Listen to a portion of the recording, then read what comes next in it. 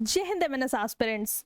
आप सभी को मैंने बहुत सारी अपडेटेड इन्फॉर्मेशन प्रोवाइड करी, आपके कमेंट का रिप्लाई किया ताकि आप लोग को कोई भी क्वेरीज ना रहे।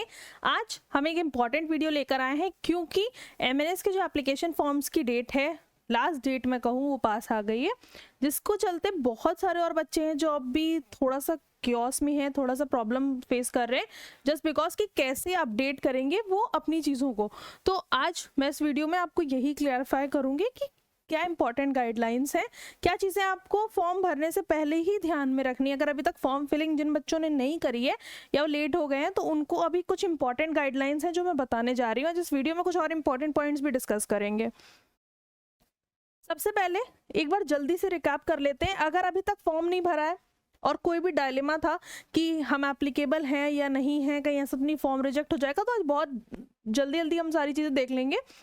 अगर कोई बीएससी नर्सिंग कोर्स में एडमिशन लेना चाहता है यानी कि एमएनएस के लिए, ठीक है, तो उसका नीट क्वालिफाइड होना बहुत ज़रूरी है क्योंकि कुछ कमेंट्स ऐसे भी आ रहे थे कि मैम मैंने नीट 2024 का एग्जाम नहीं दिया है तो क्या एमएनएस का एग्जाम दूं या ना दूं। ठीक है, तो ये तो क्लियर हो गया कि मैंडेटरी है। अगर मैंडेटरी लिखा है इसका मतलब कोई ऑप्शन नहीं इसके अलावा।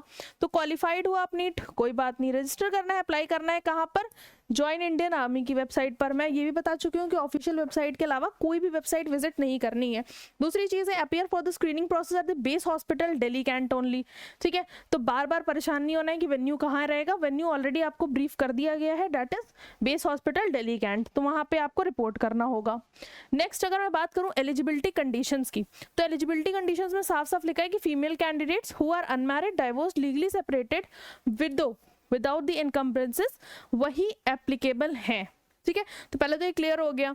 दूसरी चीज़ है सिटीजन होना चाहिए इंडिया का, और डेट ऑफ बर्थ बहुत इंपॉर्टेंट है।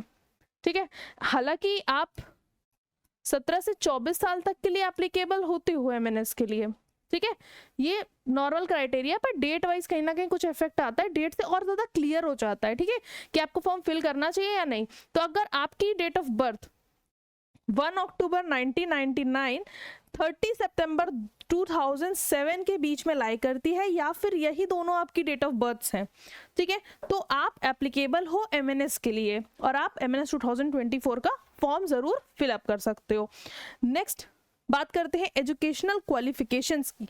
जब हम बात करते हैं एजुकेशनल क्वालिफिकेशंस की तो उसमें लिखा हुआ है कि फर्स्ट अटेम्प्ट में ही आपको क्वालिफाई करना है। तो अगर किसी बच्चे ने दोबारा एग्जाम दिया है 12th का या एक बार में पास नहीं कर पाए हो या फिर आप रेगुलर नहीं जा रहे थे तो आप एप्लीकेबल नहीं होंगे, क्योंकि यहाँ पे बहुत स्ट्रिक्टली मेंशन्ड है कि आपको रेगुलर स्टूडेंट होना चाहिए जब आप अपना 12th क्लास पास कर रहे हो, और 50% एग्रीगेट मार्क्स होने चाहिए आपके 12th क्लास में, तभी आप एप्लीकेबल हो पाओगे एमएनएस के फॉर्म फिलिंग के लिए।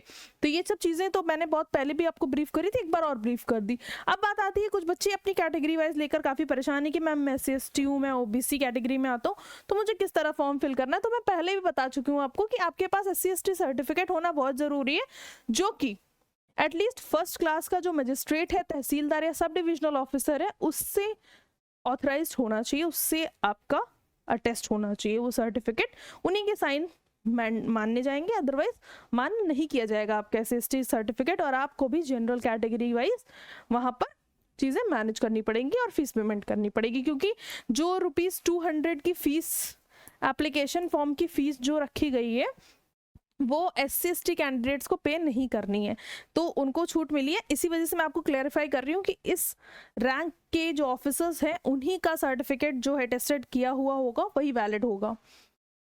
नेक्स्ट एनसीसी सी कैंडिडेट्स वाले बच्चों के लिए बात करना चाहूँगी कि एनसीसी का जो सी सर्टिफिकेट है उसी की वेटेज प्रोवाइड की जा रही है, उसी को आपको अपलोड करना है। तो जो भी एनसीसी वाले कैंडिडेट्स हैं जो एनसीसी कर चुके हैं और सी सर्टिफिकेट होल्डर्स हैं उनको यहाँ पर प्रेफरेंस मिलने वाला है। प्रेफरेंस इन द सेंस कि आपको कुछ extra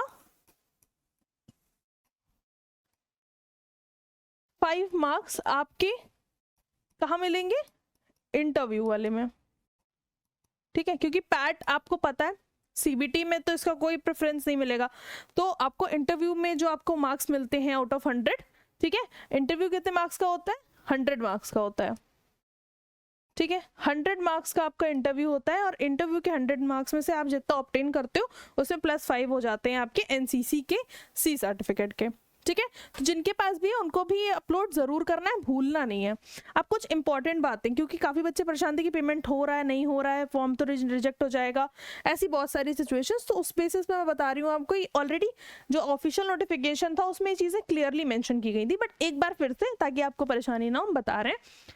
It is the individual responsibility of the candidate to ensure successful payment of the application fees। अगर आपको ये लग रहा है कि ड्यू नंबर आ गया मेरे पास और फीस पेमेंट हो गई, कभी कभी ऐसे टेक्निकल इश्यूज की वजह से फीस आपको रिसिप्ट दिखा रहा है बट हो सकता है कि आपके अकाउंट से डेबिट ना हो, वापस से अकाउंट में पैसे आ जाए, ठीक है। तो ये बहुत ध्यान रखना है, receipt of due number is not the criteria for successful payment, therefore candidates are requested to make sure that the application fees is debited from their bank account, ठीक। दूसरा point, candidates must take the print out of the payment receipt and read it carefully before final submission of the online application. कभी कभी क्या होता है, हमारे receipt में लिखा होता है कि नॉट सक्सेसफुल पेमेंट, है ना, और हम क्या करते हैं उसे अपलोड कर देते हैं कहीं भी, उसे सेव कर लेते हैं, उसे सही मान लेते हैं। बट ऐसा करने से पहले आपको सोचना है, ध्यान रखना है कि ये जो भी पॉइंट्स आपको बताए गए हैं वो आपको अप्लाई करने हैं वाइल फिलिंग योर फॉर्म, ठीक है। दूसरी इंपॉर्टेंट चीज है कि candidates must ensure correctness of the information during the online application form filling. Candidates must understand that any attempt to willfully conceal or misrepresent the facts will lead to disqualification of the candidature at any stage of selection process। यानी कि अगर आपने कोई false information वहाँ पे provide करी, like आप अपनी डेट ऑफ बर्थ गलत डाल रहे हो या कोई भी मैनिपुलेशन कर रहे हो, क्योंकि आपको अपलोड करना है, अभी तो आपको डॉक्यूमेंट नहीं ओरिजिनली दिखाने किसी को, तो आपको ये लग रहा है कि मैं डेट ऑफ बर्थ को कुछ मैनिपुलेट कर सकता हूँ या अपनी किसी भी डॉक्यूमेंट को मैनिपुलेट कर सकती हूँ, तो ऐसा बिल्कुल भी मत करिएगा, क्योंकि ऐसे ब्लैकलिस्ट होने के चांसेस होते हैं और गलत इंफॉर्मेशन प्रोवाइड करना एक तरह से अगेंस्ट द लॉ है in the Indian arm forces. तो आपको बिल्कुल ऐसा कोई काम नहीं करना और गलती से भी गलती ना हो, इसलिए हमेशा क्रॉस चेक करो अपने फाइनल सबमिशन से पहले, हर चीज चेक करो कि मैं ये सेव कर रही हूँ इन्फॉर्मेशन, क्या ये सही है, कहीं गलती से एंटर गलत तो नहीं हो गई है, बहुत चेक करने की जरूरत है। It is the individual responsibility of the candidate to check for the updates at the official website, that is the join Indian army, download the admit card for screening, check their email regularly for your registered email ID. So aspirants, ये आपकी बिल्कुल जिम्मेदारी है, पर साथ ही साथ हमारी भी जिम्मेदारी है, इसलिए हम अपनी जिम्मेदारी को अच्छी तरीके से निभा रहे हैं और निभाते रहेंगे जब तक आपका सिलेक्शन नहीं हो जाता। तो आपको इसके लिए परेशान नहीं होना है हालांकि, बट ज़रूर अपडेटेड रखना गलत बात नहीं होती। हमारे चैनल के थ्रू हम अपडेट करते रहते हैं, आपको भी as a MNS aspirant, as a defence aspirant आपको हमेशा अपडेटेड रहना है कि क्या हो रहा है। मेन वेबसाइट जो हमारी है जिस पे हमारी सारी इन्फॉर्मेशन आती हैं, जहाँ हमारा डैशबोर्ड क्रिएटेड है, तो वहाँ हमें ज़रूर चेकबैक करते रहना चाहिए। कुछ नई इन्फॉर्मेशन आई है, हो सकता है आपके इंटरव्यू पॉइंट ऑफ व्यू से रिलेटेड हो, तो बहुत सारी चीज़ें आपको अपडेट मिलती रहती हैं, अपडेटेड रखना बहुत ज़रूरी है। So aspirants, with this we come to the towards the end of the video। अभी कुछ और इम्पोर्टेंट बातें बाकी हैं, वो भी कर लेते हैं जल्दी से। सब इम्पॉर्टेंट बात यही है कि once you submit your application form successfully, आपको क्या करना है, एनरोलमेंट लेना है एक बेहतरीन बैच में जो कि सेंचुरियन चला रहे हैं। ऑफलाइन और ऑनलाइन दोनों ही मोड्स में अवेलेबल है। टॉपर्स निकले हैं इस बैच से, तो आप समझ सकते हो कि किस तरह का क्वालिटी जो एजुकेशन है, क्वालिटी गाइडेंस है, वो इस बैच में आपको प्रोवाइड किया जा रहा है। साथ ही साथ आपको यहाँ पर लिमिटेड सीट्स हैं, क्योंकि हम चाहते हैं कि क्वांटिटी ना देखकर क्वालिटी पर फोकस किया जाए, और इसीलिए हम चाहते हैं कि लिमिटेड जो कैंडिडेट्स हैं हर एक बैच में रहे, ताकि अच्छे से प्रिपरेशन हो पाए। क्योंकि बहुत सारे अभी बच्चे हैं जो ऑनलाइन भी हमारे माध्यम से जुड़ चुके थे और ऑफलाइन भी काफ़ी बच्चे क्वेरीज रेज कर रहे थे, इसलिए ये बैच हम दोबारा से लेकर आए, क्योंकि अभी अभी फॉर्म्स रिलीज हुए, अब बच्चे फॉर्म्स भर रहे हैं और दोबारा से एक रिविजन प्रिपरेशन करना चाहते हैं। तो इस बैच में आपको बहुत कुछ मिलने वाला है, आपकी CBT, पैट और इंटरव्यू और साथ ही साथ मेडिकल्स तक की सारी समस्याओं का हल ये इस बैच में मिल जाएगा। तो जल्दी से एनरोलमेंट ले लीजिएगा, कॉल करिएगा हमारे ऑफिशियल नंबर पर, दैट इज 9795977776 पर। ये नंबर आपको हमारे डिस्क्रिप्शन बॉक्स में मिल जाएगा, हर जगह मिल जाएगा। वेबसाइट भी हमारी चेक बैक कर सकते हैं, दैट इज www.centuriondefenseacademy.com, और आप वहां पर जाकर सारी क्वेरीज ले सकते हैं। So aspirants, with this we come to the end of this video now। और अभी के लिए इतना ही इन्फॉर्मेशन है मेरे पास आपको देने के लिए। जल्दी जल्दी से अपने फॉर्म फिलअप कर लीजिए, क्योंकि लास्ट डेट है 7 अगस्त। तो आई होप कि उसके पहले सभी लोग अपने फॉर्म्स को फिलअप कर लेंगे और एक सही तरीके से फॉर्म को फिल करना है। गलत इन्फॉर्मेशन कोई भी अपडेट ना करे, क्योंकि आगे फर्दर आपकी जो फॉर्म है वो रिजेक्ट हो सकते हैं। सो कोई भी और क्वेरी हो आप जरूर कमेंट करिएगा, and we will look forward. Thank you.